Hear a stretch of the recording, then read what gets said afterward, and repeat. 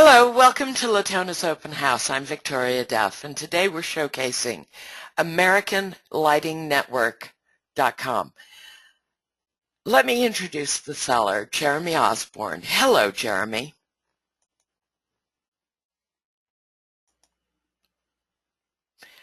Jeremy? Hi, can you hear me? Yes, I can hear you now. Hey. Welcome. Nice to meet you, Victoria. Nice to meet you, too. So before we get started, I want to put up a page for everyone to take a look at. If you have any questions, please use the GoToWebinar software to the right of your screen.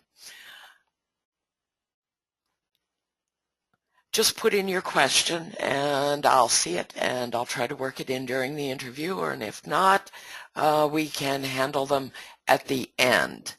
I'll have a question and answer period at that time. So let's get started. This is the deal. Annual revenue is approximately 48,000 plus. Annual net approximately 16,000, and current asking price 39,000. So Jeremy, why don't we start out by you explaining your site. Tell us how you got it started, why, what you've been doing with it. Take it away. Okay. American Lighting Network is something I've been thinking about for a few years. I have a bit of a background in home decor, websites, e-commerce. I've been doing this since about 2005, 2006. I've always liked the lighting space, and I've always really liked the idea of selling higher-end products, sort of niche-related higher-end products. And I thought that lighting would be a terrific project, and it turned out really good. It turned out real nice. And so I set it up end of 2012, and really it started rolling in 2013, beginning of 2013. And it was an immediate sort of hit. Got a lot of products uploaded onto it. I've got about 18,000 SKUs from across a good variety of different manufacturers, about 30 manufacturers. And it's run on Magento, which I absolutely love, because out of the box it can do so much as compared to the other shopping carts and open source software. And yes, there it is. Okay, when you say niche, who are your prime customers? Prime customers are women between 25 and 45 years old. And these are the vast majority of the customers that we sell to. And lately, in the past few months, we've been selling to a lot of contractors, designers, and like institution space. Yeah, and that's more like they're buying a lot of stuff for, like, say, restaurants and things like that. So, yeah. Is it? But when I say niche, go ahead. Is it 100% drop ship? Are agreements with current distributors transferable? They absolutely are. If there's any issue, we will work through it. This is not something that I've necessarily covered with every individual manufacturer, but for the most part, the manufacturers that we work with just want to know that they're working with somebody that has some experience, and they want to make sure that the website that the products are being displayed on is professional, and transferring the ownership to another owner would be a lot easier than somebody starting from scratch and trying to sign up. So I think it would be no problem. We'll assist the buyer with transferring the accounts. Great, and it is 100% drop ship? That is correct. Nothing stopped. Okay, all right, that's good. Let's go on to the next slide.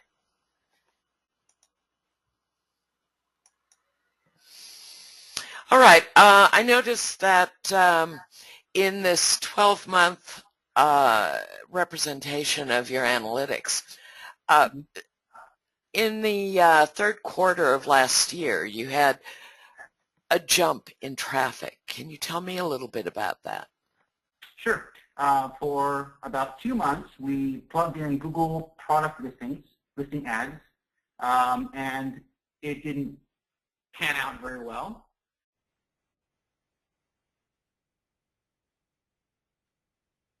After that, so that's the jump right there. So we had added traffic. We, I ended up just throwing away a little bit of money there, and so I figured I'll just pull the plug and just stop doing that because my background, okay. Organic SEO and link building, all that kind of thing. But it's always been Google based, right? So it's been free. And so I figured, okay, well, the new Google product listing ads is probably going to be more effective because everyone's having to pay for it. So I figured, okay, I'll just try it. Tried it, it didn't work that well. Maybe there was some tweaking that needs to be done with an expert an expert in that field. I'm not really in that field at all, pay-per-click. And so, yeah, that's the reason for that jump right there.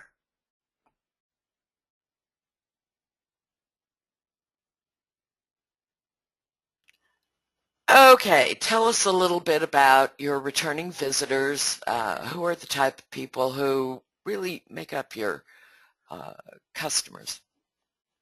So, like I said, yeah, it's mainly, I've gone down the list and looked at all the different customers that have purchased, and it's been a lot of women, redecorators, stay-at-home moms, and it's really been the clientele I've worked with quite a bit.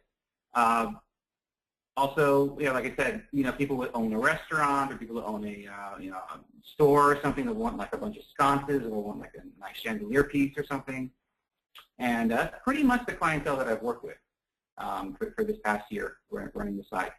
And yeah, and the most important thing for me is just to be real quick with answering emails, real quick with answering any inquiries or getting the tracking information, things like that. And yeah, that's pretty much the long and short of it as far as customers. So have you sold any other products on the site? I noticed that you have table lamps and certain other furnishings. How are they going? Yeah, well, we sold some mirrors, but we focused mainly on the lighting aspect of it. Yeah, I try to, when I do the SEO for the site, I try to link build.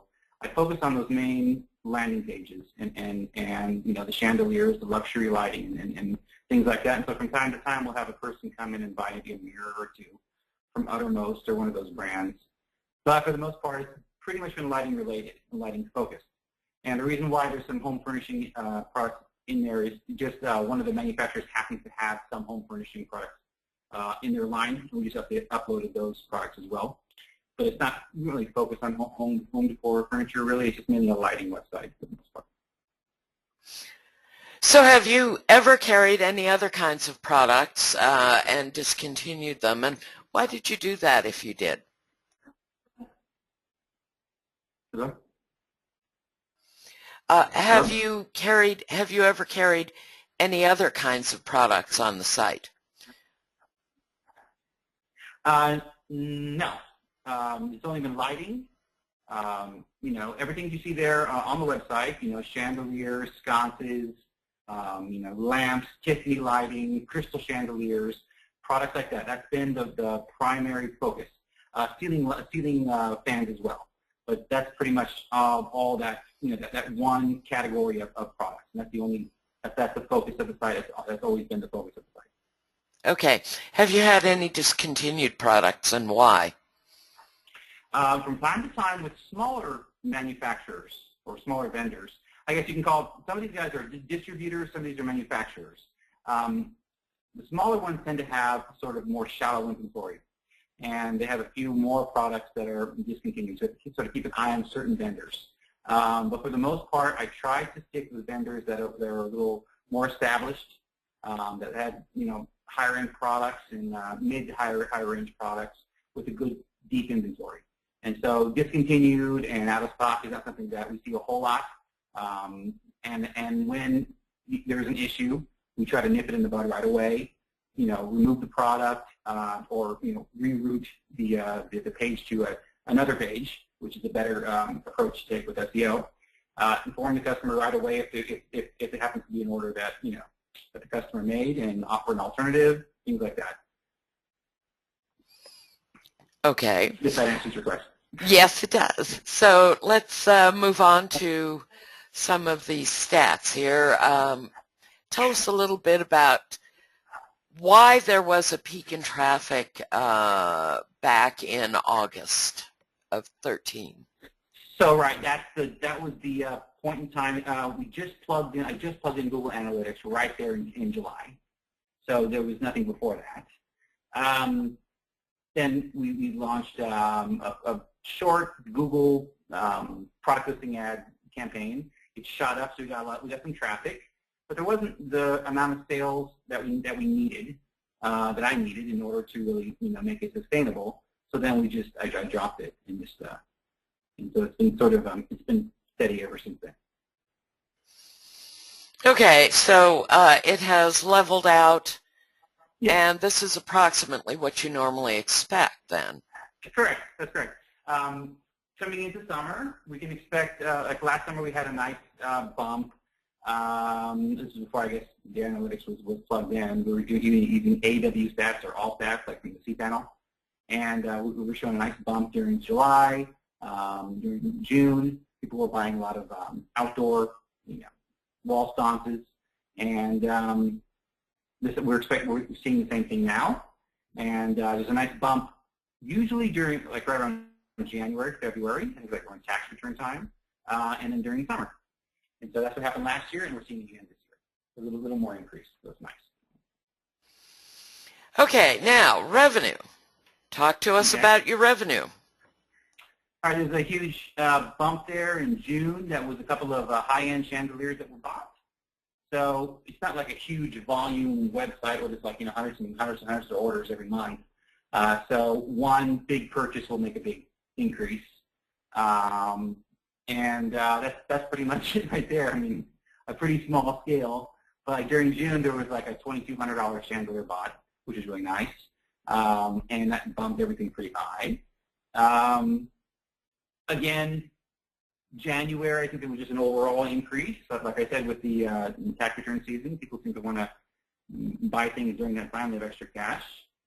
And overall, it's been a nice, steady site.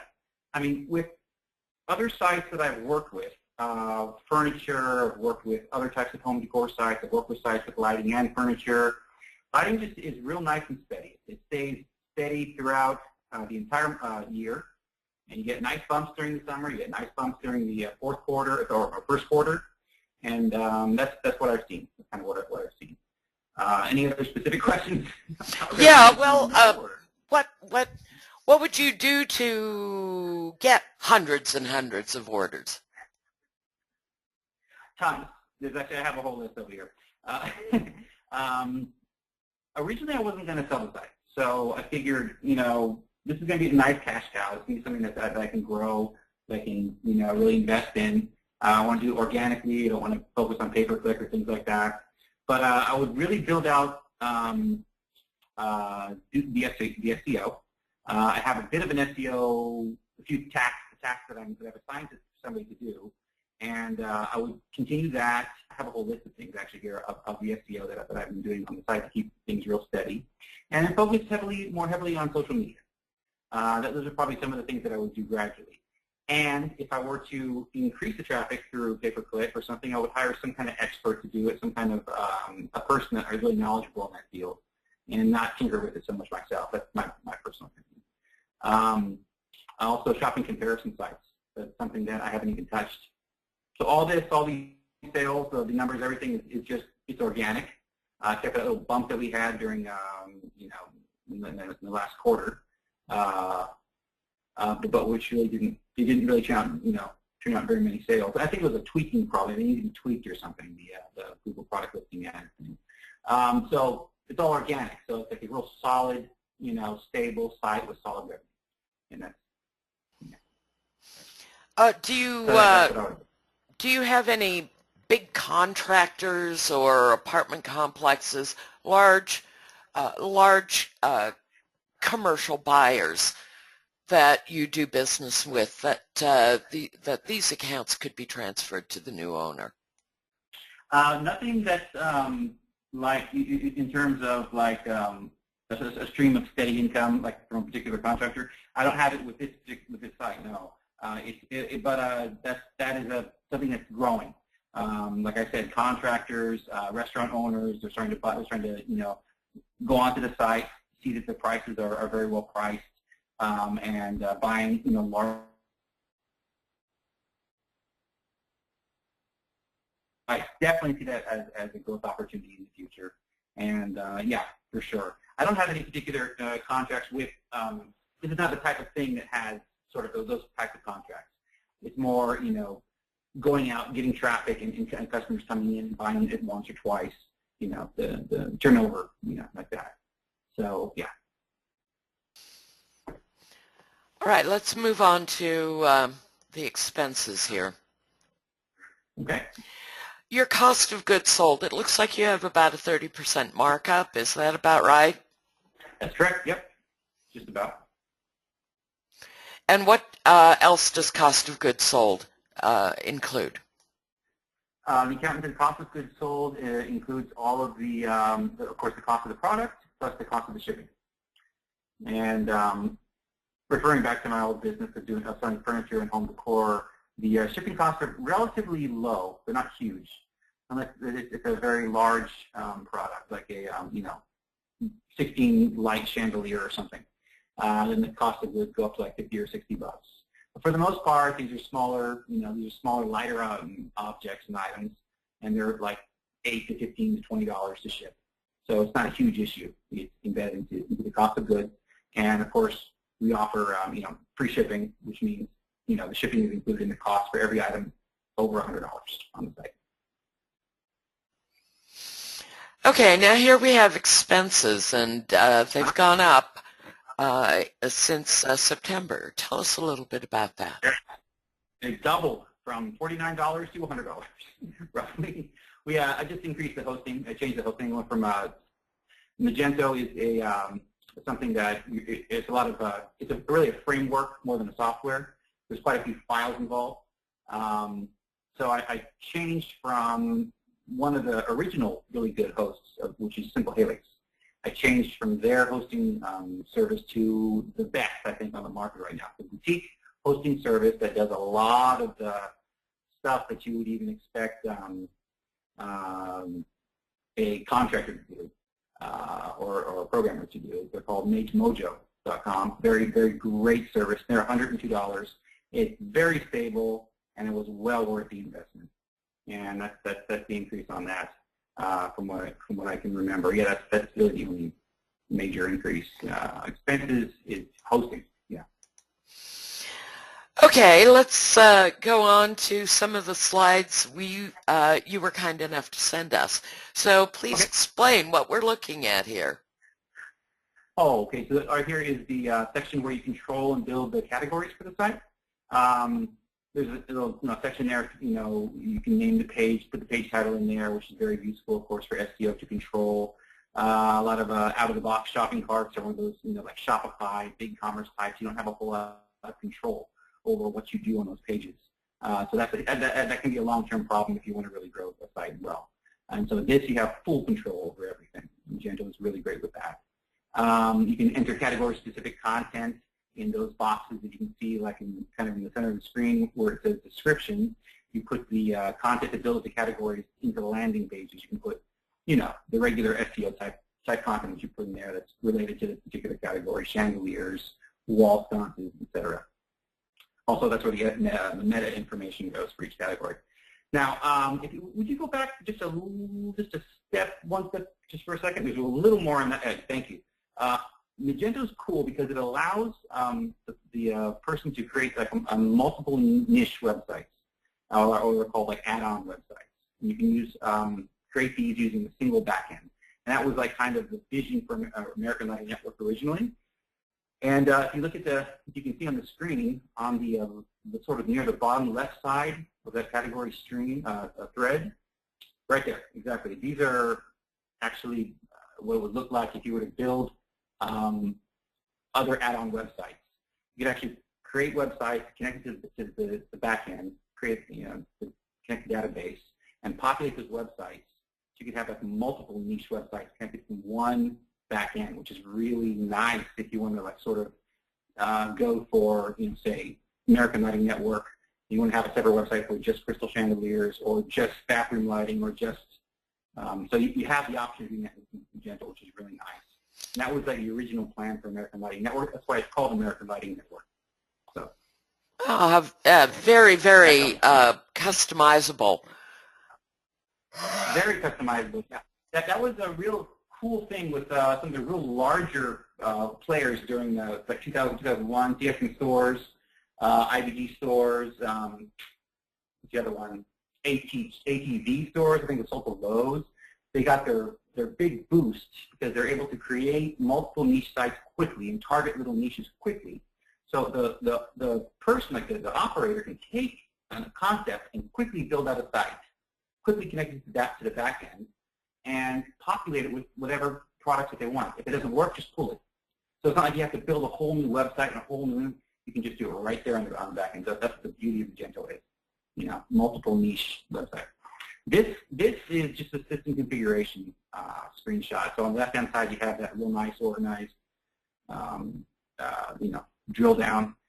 That's the place where you put the plugins and the payment information, off the keys, like PayPal, authorization key, authorize.net. That's where you store, assign store emails, and sort of like generally manage the website. Yeah. So that's like the admin area, I guess. Very easy, very intuitive, easy to work with. This one here is CMS, the content management system. So you can create new pages in this area, manage and create new pages for the site. The home page is controlled here. Also, the home pages of any other add-on or niche sites are also managed here. Pages like customer service, knowledge base, site pages, they're built and managed here. So this is an important part of the site as well, content management system. Yeah. That's the end of that one. I believe this one is the managed products pages. This is where you see the whole list of all your products. We have about 18,000 products. And from this position, you can manage the products, deactivate anything that's out of stock, change the product count, make changes to groups of products, things like that, sort of from a general perspective. And the next screen will show, I believe, the single product. This is, hang on, this is an order. I think this is an order. Yeah, this is an what an order looks like. A new order looks like. So the customer information is there. It's pretty standard. You can create a shipment, enter there's a space there for things of that nature. This right here is right. Exactly. So that's pretty standard right there. This one right here is a single product. This is actually what the product page looks like itself. You can manage the individual products from here, assign the predetermined attributes to the size, finish, color, lighting type, and things. The left-hand of the left-hand navigation is where you enter the price, related products, custom options for the products, multiple sizes, multiple finishes, things like that. So all the attributes, like these multiple sizes and things, they've already been filled out. And so there's nothing more that the new buyer has to do or anything. And I think that's... This, I think, is your Pinterest. The next screen is Pinterest. Yeah, it's cool. I mean, so when Pinterest first came out, I was looking at it, and I was looking at the popularity of it. And I do SEO on the side. I do reputation management for corporations. I also do social media for companies as well. And I do all that on the side. And so from an SEO perspective, this looked like gold. We're having people that were just pinning and liking and repinning, and each of the pins and likes and images were just getting shot up on the search engines. Going to the first page, going to the first 4 positions, going to the second position. Ridiculous. So I was like, wow. So I took it, I opened an account beginning of 2012, and assigned somebody, one of my outsourcers. So I have 8 outsourcers that I use for various jobs across all these different SEO type jobs that I do. And I had him go ahead and just start uploading, pinning the images of our products onto Pinterest. And he managed to put like 7,000 there. And it's sort of taken on a life of its own. We get like 50 pins and likes per day. We've got 2,000 followers, 2,000 likes, sorry. And each of the pages on Pinterest, I dedicated to a different manufacturer on the site. So as it turns out, with certain manufacturers like Tommy Lighting, the one right dab smack in the middle with it, the crystal chandelier, we were actually ranking on the first page of Tommy Lighting phrase, Tommy chandelier, things like that within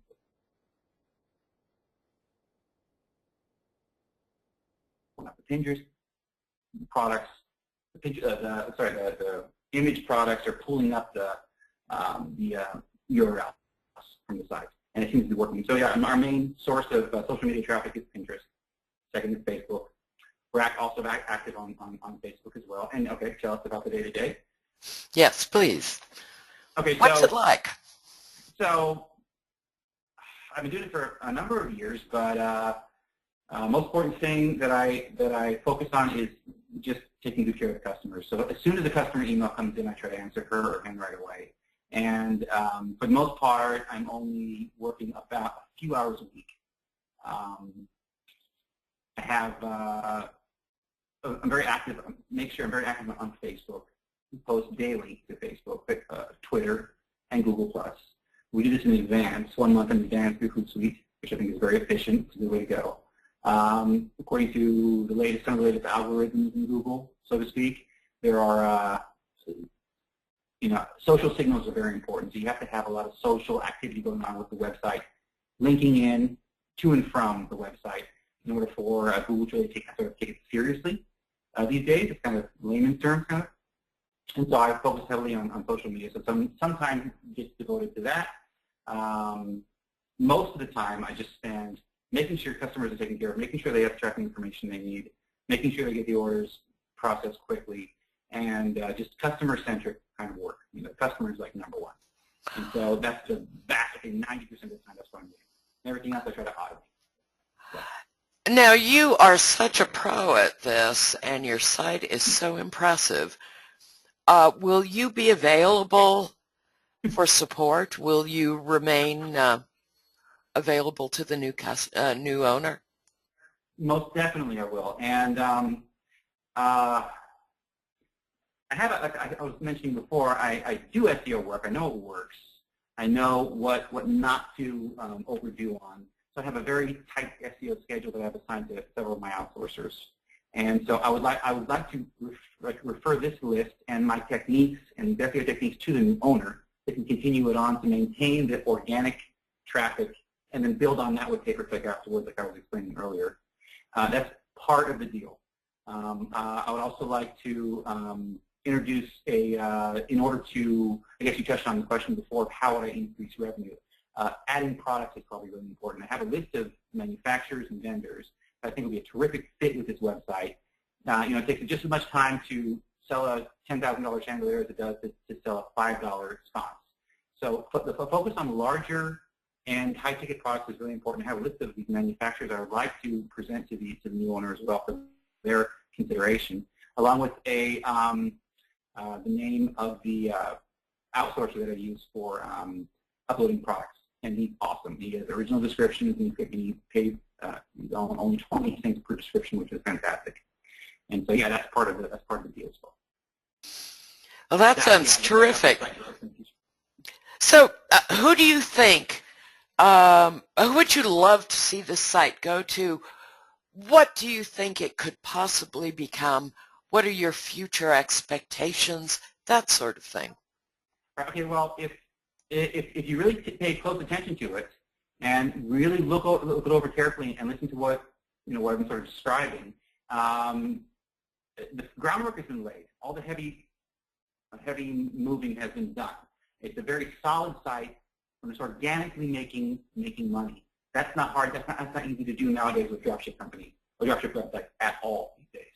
With the latest Panda 2.0 and all these updates, you got to be really careful. And so if the site is making money on its own, it's a solid site, and that I can say it with authority. Now, if you were to add, like I said, pay-per-click, add Google product listings, add shopping comparison site, add Facebook ads, things like that, that's just incredible possibilities. I don't know anything about those particular fields at all, so I just stay away from them.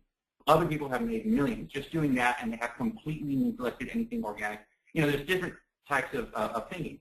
So if I were to, if I were to really look at the site, the huge potential in that respect. Doing those things, hiring the professional pay-per-click person, and hiring, continuing this SEO, and yeah, that's my answer.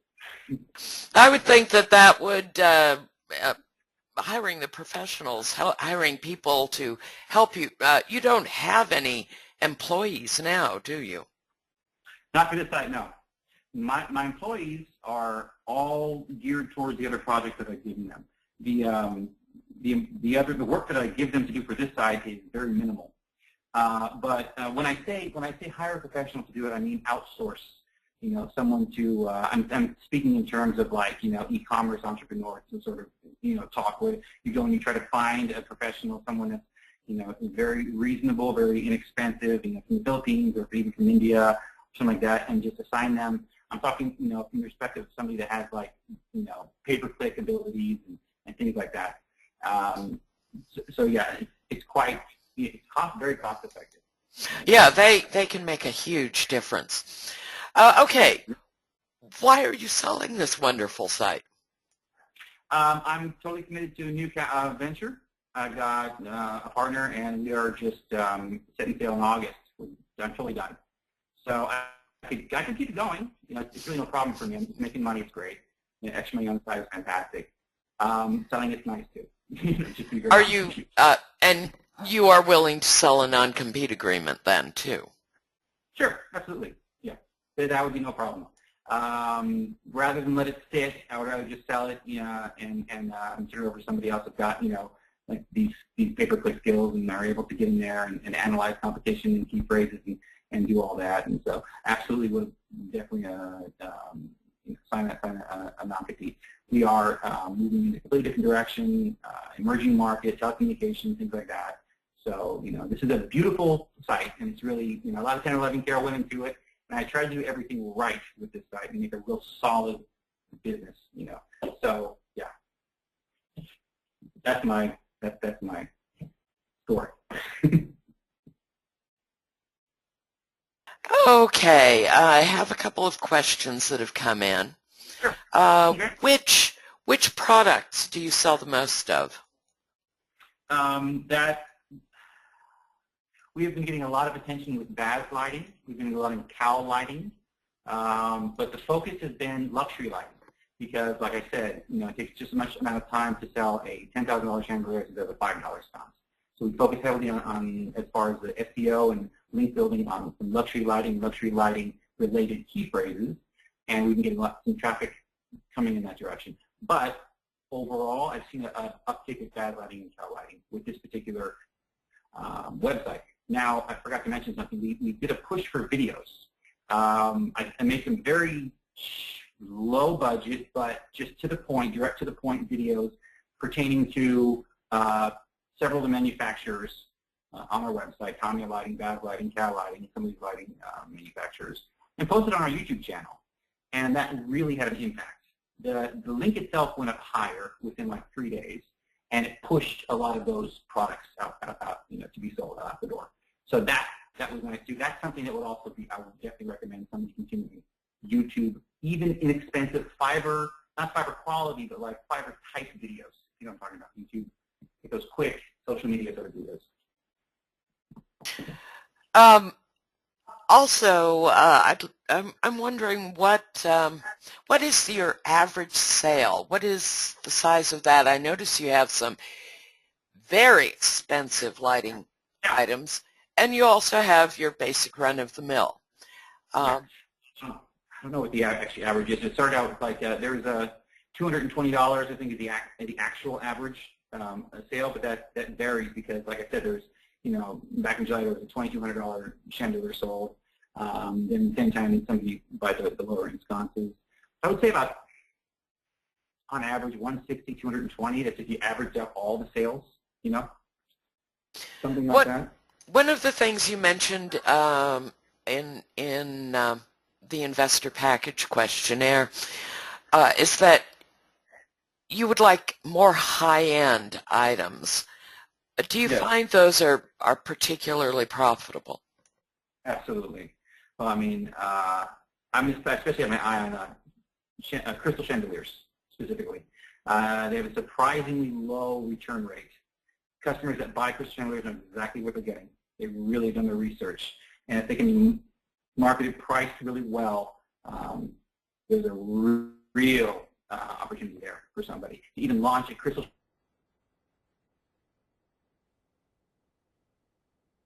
for this website in my mind. So finding those manufacturers, Christorama is one manufacturer. They're a little tricky to get because they really expect the owner to be and the website to be more established. We've only been live for a year and a half, and I've asked them several times if they can come on board, and they're still waiting. They said, your numbers are good, your site's great, but let's wait a little bit longer like that. If we could get those guys or world-class lighting or a couple of other crystal chandelier vendors on board, I think that would be exceptionally well.